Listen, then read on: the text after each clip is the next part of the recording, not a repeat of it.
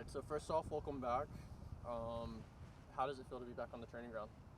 Feels great. I mean, I think, that absence in the off season, of the everyday work that takes place with the players, you miss it.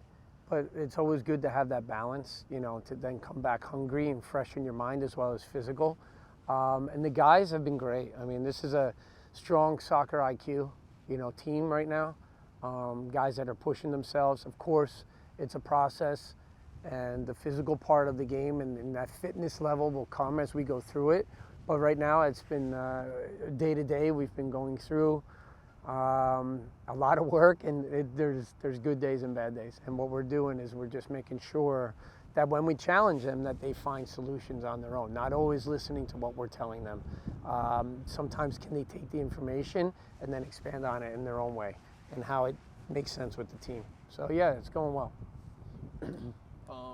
There are a lot of returnees to the club, but there's also some new faces. Talk about some of the new signings and what you think those guys can contribute to the club.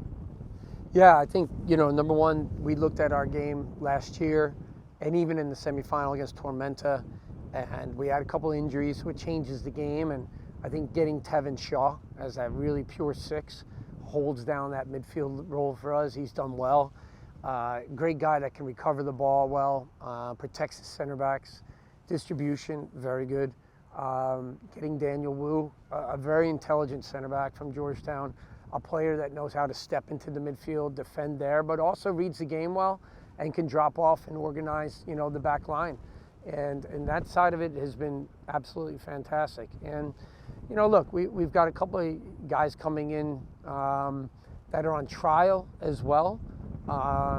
We've got players like, I'm missing, why am I blanking?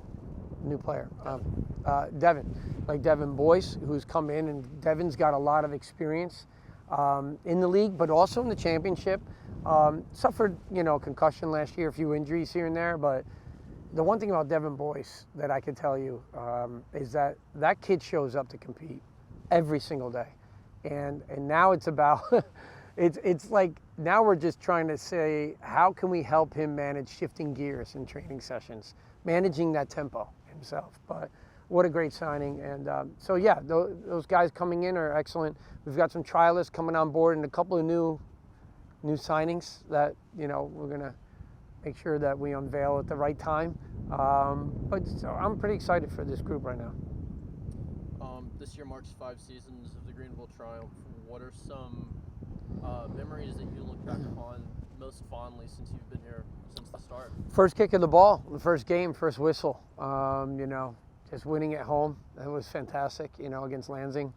It was brilliant. It really was. And it set the tone for the year. And getting to the final in the first year as a brand new independent club like that and trying to break into the community and show them the love of the game that we love so much, it was amazing.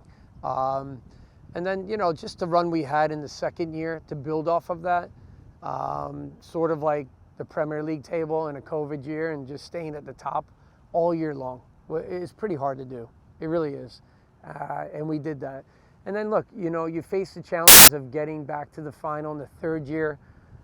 Fair dues and credit to Omaha. They came out and they battled us at their home pitch.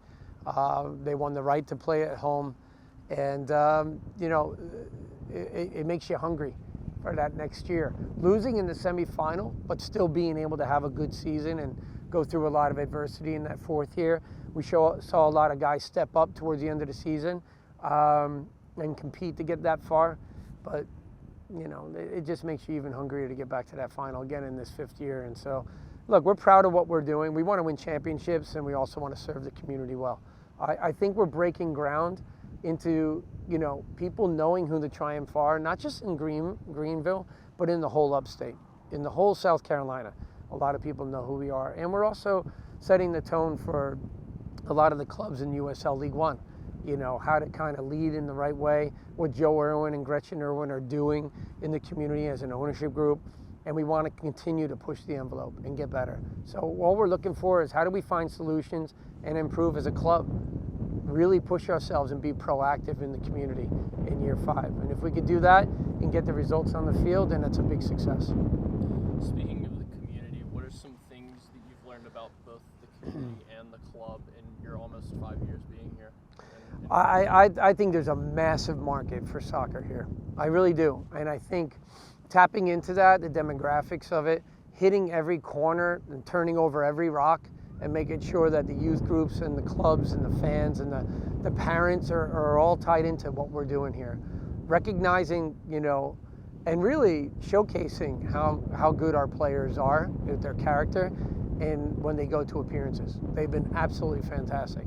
And their commitment to the community and being there for the fan base, but also trying to create new fans, has always been there from our players and the staff.